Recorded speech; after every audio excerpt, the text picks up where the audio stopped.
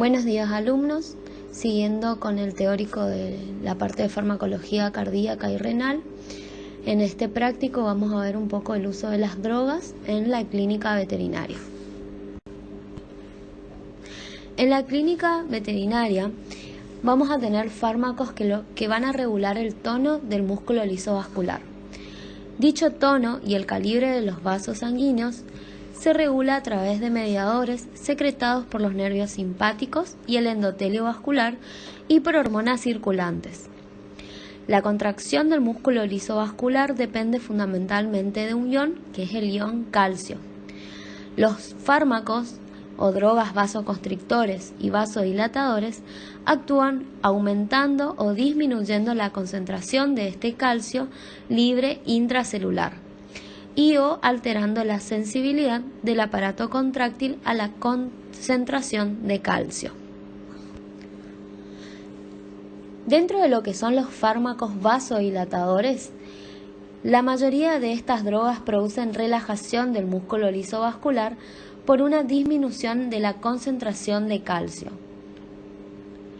De gran importancia en la clínica, se utilizan para el tratamiento de patologías comunes y crónicas como la hipertensión, la insuficiencia cardíaca y la angina de pecho.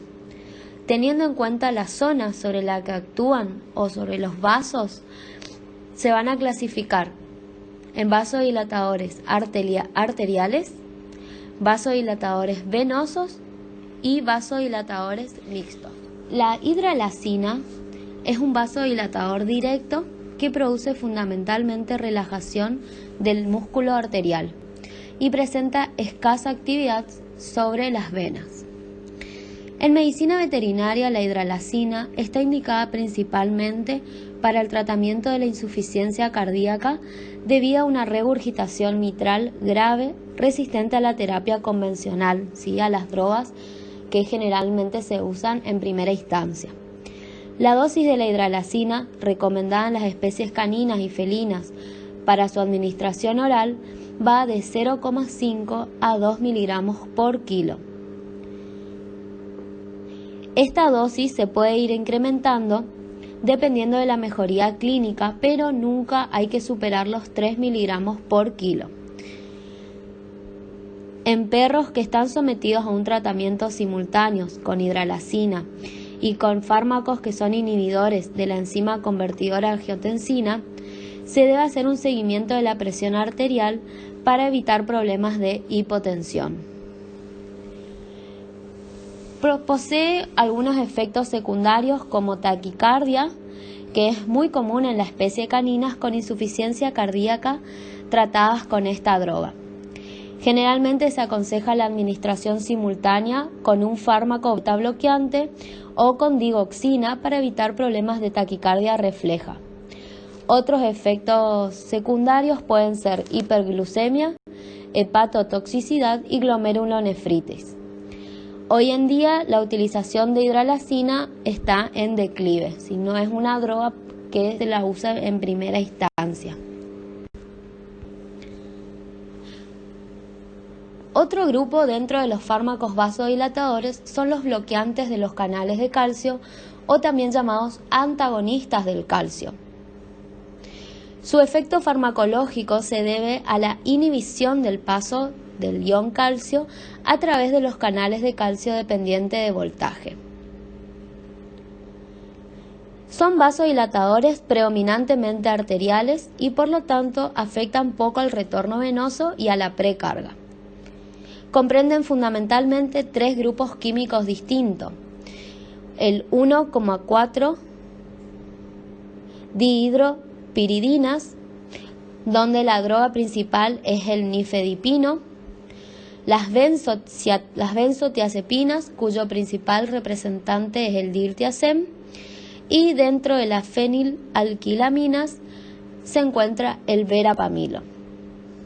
En medicina veterinaria, los más importantes desde el punto de vista clínico son el verapamilo y el diltiazem, que se utilizan principalmente en el tratamiento de la taquicardia supraventricular y la miocardiopatía hipertrófica en las especies caninas y felinas. Acá vemos una presentación comercial del Diltiazem que viene a una concentración de 60 miligramos, viene en forma de comprimidos para uso oral. La dosis en caninos va de 0,5 a 1,5 miligramos por kilo vía oral y se puede administrar cada 8 horas. Y en felinos la dosis es un poco más baja, va de 0,5 hasta 1 miligramos por kilo también por vía oral. Otra de las drogas es la nitroglicerina, que actúa como un vasodilatador venoso que se convierte en óxido nítrico cerca de la membrana plasmática de las células del músculo liso vascular. La nitroglicerina inyectable se utiliza para el tratamiento del infarto agudo de miocardio, la insuficiencia ventricular izquierda y las crisis hipertensivas con descompensación cardíaca. En tratamientos crónicos se utilizan preparaciones de liberación controlada como parches transdérmicos y cápsulas de liberación retardada.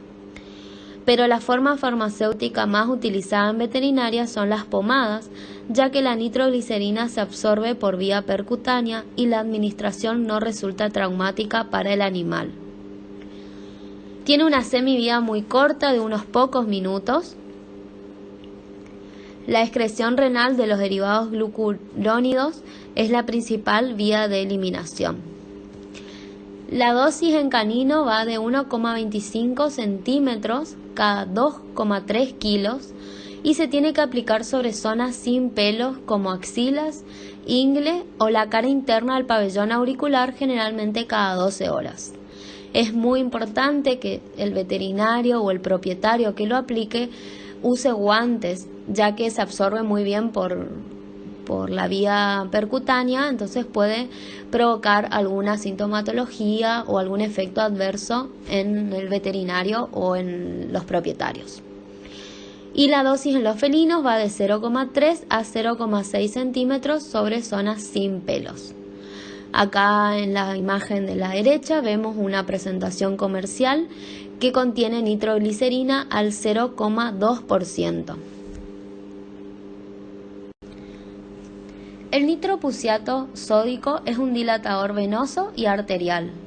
Reduce la precarga y la poscarga ventricular. Se lo utiliza en los caninos para el tratamiento de las crisis hipertensivas y en la insuficiencia cardíaca descompensada. No se absorbe a través del tracto gastrointestinal, por lo que su forma de administración es en forma de infusión intravenosa. El efecto hipotensor aparece a los 30 segundos y desaparece aproximadamente a los 3 minutos.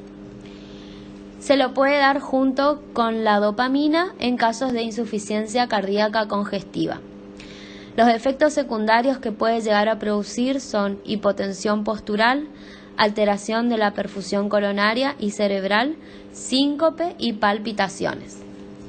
Cuando se habla de infusión, quiere decir que hay que preparar la droga en un sachet que puede ser de diferentes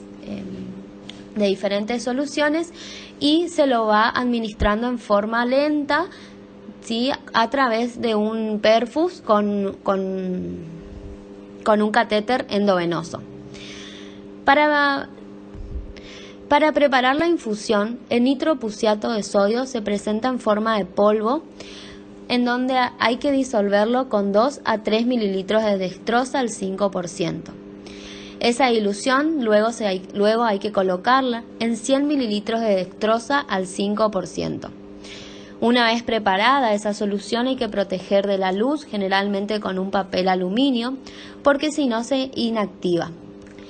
Esa concentración que preparamos contiene 50 miligramos de droga por mililitro y es estable por 24 horas de un color marrón. Generalmente cuando presenta una coloración medio azulada o verdosa hay que descartar porque quiere decir que esa droga se inactivó.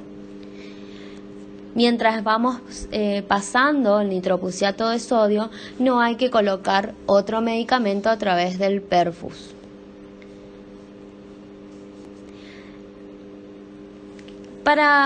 Hay diferentes protocolos para la administración de esta solución que generalmente se administran en crisis hipertensivas.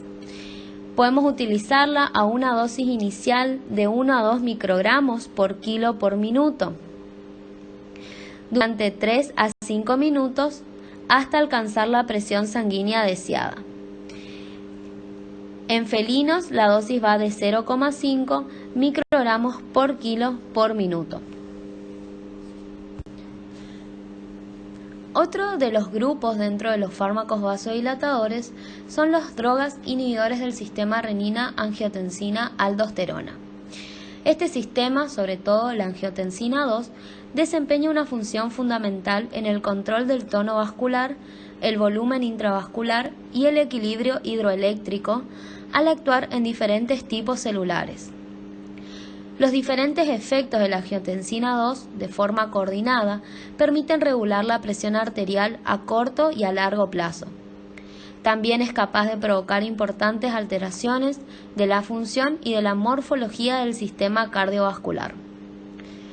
Es un potente vasoconstrictor con acción sobre todos los lechos vasculares, aumenta la frecuencia y la fuerza de contracción y en último término la demanda miocárdica de oxígeno.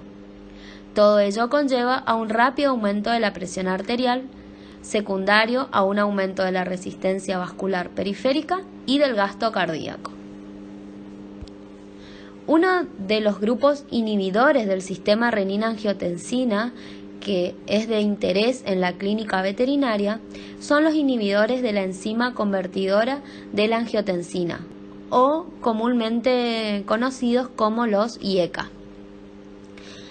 Estos fármacos impiden la formación de la angiotensina 2 y evitan los efectos presores, la retención de sodio y agua y la remodelación cardiovascular y renal que produce esta angiotensina. Existen varios disponibles para uso clínico, como el benacepril, el captopril, el enalapril, ramipril, cilasapril, espirapril, entre otros.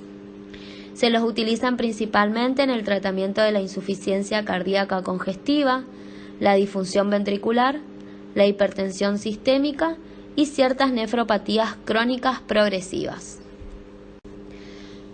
En esta diapositiva vemos diferentes presentaciones comerciales. Hace poco el laboratorio Qualco sacó toda una línea de medicamentos para el sistema cardíaco. Son relativamente nuevos porque generalmente antes se usaban los de humanos y estos son de uso exclusivo de veterinario. Arriba vemos una presentación que se denomina CardioVer-E, que contiene ramipril y viene junto con espironolactona, que es un diurético ahorrador de potasio. Abajo a la izquierda vemos una presentación que se denomina Cardiocepril, que contiene benacepril, y el de la derecha se denomina Cardio3, que además de tener benacepril contiene espironolactona y gluconato de magnesio. Las presentaciones son para caninos y felinos y que solamente se las vienen presentaciones de uso oral, ¿sí? Son comprimidos. Las dosis para caninos del enalapril va de 0,5 a 1 miligramos por kilo y de felinos de 0,25 a 0,5 miligramos por kilo. La dosis del benacepril en caninos es de 0,25 a 0,5 miligramos por kilo y se lo puede administrar vía oral cada 24 horas. En cambio, en los felinos el benacepril se administra de 0,25 a 5 miligramos por kilo cada 12 o 24 horas. Acá vemos otras presentaciones comerciales que son más conocidas, que es el denominado Cardial, y hay que tener en cuenta a la hora de recetar o de indicar esta medicación porque vienen dos presentaciones: el Cardial con enalapril y espironolactona y el Cardial B, que contiene benacepril más espironolactona. Y van a ver acá que el Cardial B tiene 3 presentaciones de acuerdo a la concentración de benacepril. Viene benacepril de 10 miligramos, de 5 miligramos y de 2,5 miligramos. También son comprimidos palatables, pero son solamente para uso en perros. Ahora vamos a ver los fármacos que regulan la función cardíaca. Estos fármacos actúan de forma directa sobre el corazón, ya sea para incrementar su contractilidad, los llamados inotrópicos positivos, o bien para suprimir las arritmias cardíacas, los denominados fármacos antiarrítmicos. Existen muchos compuestos capaces de modificar la función cardíaca indirectamente, actuando sobre el volumen de sangre circulante, como los diuréticos, o modificando las resistencias vasculares, fármacos vasodilatadores. Dentro de los fármacos inotrópicos positivos, tenemos los llamados glucósidos digitálicos, que actúan aumentando la contractilidad cardíaca. Los glucósidos cardiotónicos utilizados en medicina veterinaria son la digoxina, digitoxina y la uavaína. Estos glucósidos digitálicos son inhibidores de la ATPasa dependiente de sodio-potasio de la membrana celular. En animales con insuficiencia cardíaca, el aumento de la contractilidad producido por los digitálicos induce una disminución del tono simpático vasoconstrictor que predomina sobre su efecto vasoconstrictor directo, lo que determina en un aumento del volumen minuto. En un corazón normal, los digitálicos incrementan el consumo de oxígeno de manera proporcional al aumento de la fuerza de contracción que producen.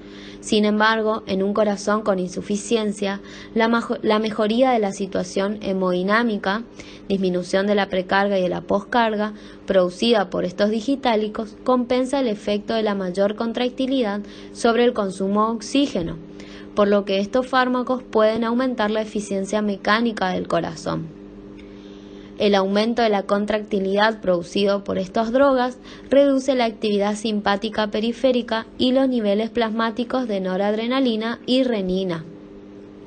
Esta inhibición posibilita el aumento del volumen minuto, de la reducción de la frecuencia cardíaca y de las resistencias vasculares periféricas, una menor reabsorción renal de sodio y agua, lo que conduce a una mejoría clínica de estos pacientes.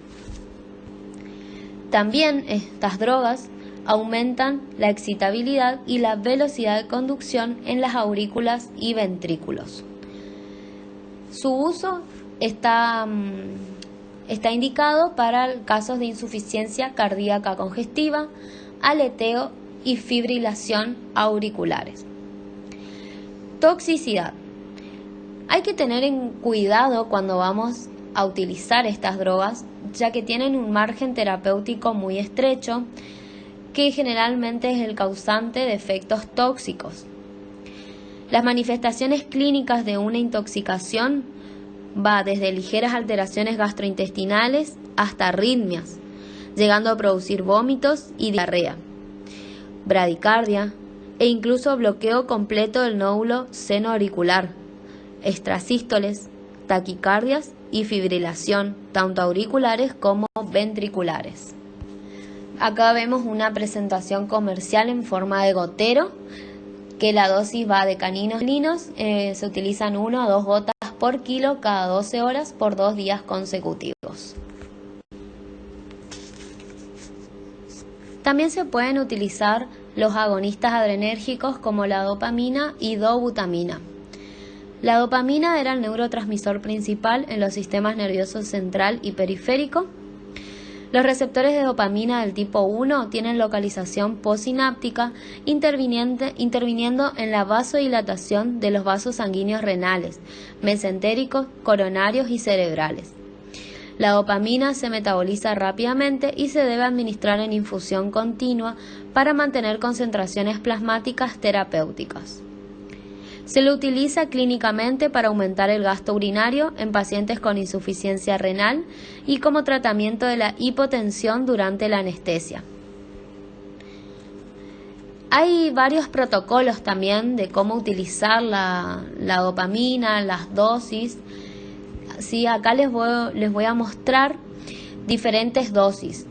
Por ejemplo, de 1 a 3 microgramos por kilo por minuto va a producir vasodilatación renal, espláncnica y aumento de la diuresis.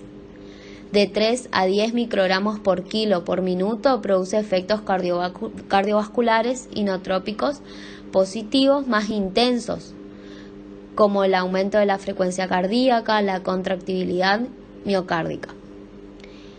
Y más de 10 microgramos por kilo por minuto ya van a producir una vasoconstricción y aumento de la presión arterial. ¿Sí?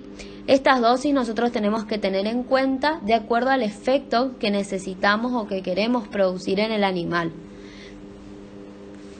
Y la dobutamina se utiliza para tratamiento a corto plazo de la insuficiencia cardíaca y como una forma de mantener el gasto cardíaco y la perfusión tisular durante la anestesia. También es muy utilizado en anestesia equina para mejorar el gasto cardíaco y la perfusión muscular. Su biotransformación es rápida, por lo que también se administra en infusión intravenosa continua a una dosis de 1 a 20 microgramos por kilo por minuto. Otra de las drogas utilizadas como un inodilatador es el pimobendan, que se lo utiliza en el tratamiento de la insuficiencia cardíaca congestiva en perros. Generalmente se lo usa para tratar a perros con insuficiencia cardíaca congestiva secundaria a una cardiomiopatía dilatada o a una insuficiencia valvular mitral crónica. Tiene efectos tanto inotrópicos como vasodilatadores. La dosis va de 0,25 a 0,5 miligramos por kilo por día y generalmente hay que dividir la dosis en 2 tomas diarias. Y se recomienda dar el medicamento aproximadamente 1 hora antes que el alimento. Y por último vamos a ver los fármacos antiarrítmicos. Estos fármacos se dividen en 4 grupos o clases. El grupo 1 se encuentran los fármacos bloqueantes de los canales de sodio dependientes de voltaje, como la lidocaína y la procainamida.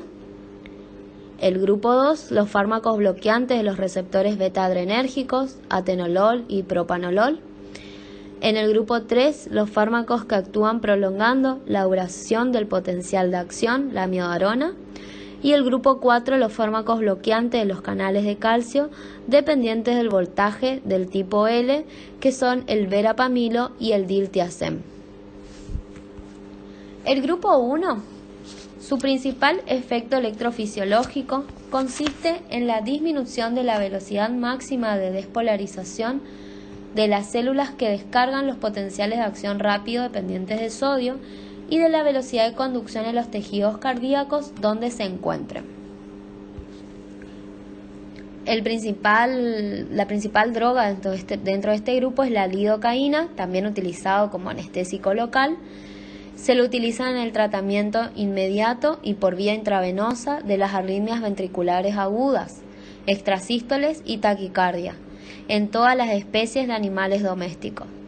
La lidocaína no puede emplearse en el tratamiento a largo plazo de estas arritmias, ya que debido a un marcado metabolismo hepático de primer paso no es efectiva por vía oral. Y también hay que tener en cuenta porque produce toxicidad en el sistema nervioso central consistente en depresión, ataxia, temblores musculares y convulsiones. Y la procainamida es un derivado del anestésico local procaína con efectos cualitativamente similares a los de la lidocaína.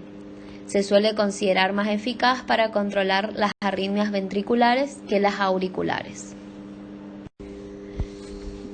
Dentro del grupo 2 tenemos el propanolol y atenolol. El propanolol reduce la frecuencia de descarga de potenciales de acción del nódulo seno auricular y de los marcapasos ectópicos, por lo que resulta útil en el tratamiento de las arritmias relacionadas con alteraciones del automatismo. Por su capacidad para disminuir la velocidad de conducción y aumentar el periodo refractario del nódulo aurículo ventricular, También es efectivo para controlar la taquicardia supraventricular y para reducir la frecuencia ventricular en pacientes con fibrilación auricular. Asimismo, está indicado en las arritmias inducidas por el ejercicio físico y en las causadas por los digitálicos y los anestésicos halogenados. Sufre un importante metabolismo de primer paso hepático, por lo que la dosis por vía oral es de 6 a 10 veces superior que la dosis intravenosa. Los fármacos del grupo 3 prolongan la duración del potencial de acción en la mayoría de las células cardíacas. Este efecto se debe al bloqueo de los canales de potasio responsables de la repolarización del potencial de acción cardíaco y conlleva un aumento del periodo refractario efectivo, por lo que estos compuestos resultan útiles para limitar la respuesta del corazón a ritmos cardíacos rápidos, dependientes de marcapasos ectópicos y para interrumpir las arritmias por reentrada. Una de las drogas utilizadas es la amiodarona, que incrementa la duración del potencial de acción cardíaco y los periodos refractarios auricular y ventricular. Es su uso para arritmias ventriculares y posee una larga semivida plasmática, por lo que se puede administrar por vía oral. Y el último grupo, el 4, incluyen los fármacos bloqueantes de los canales del calcio dependiente del voltaje del tipo L.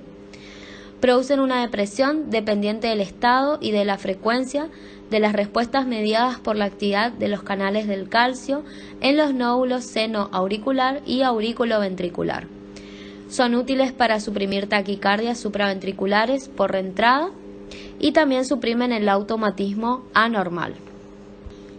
En veterinaria se utiliza mucho el verapamilo, que está indicado en el tratamiento de las taquiarritmias supraventriculares y para reducir la frecuencia ventricular en pacientes con fibrilación auricular. Y bien, para ir terminando, vemos una parte de lo que es la farmacología renal, que son los diuréticos, que son drogas que al actuar sobre el riñón producen un aumento del volumen de orina.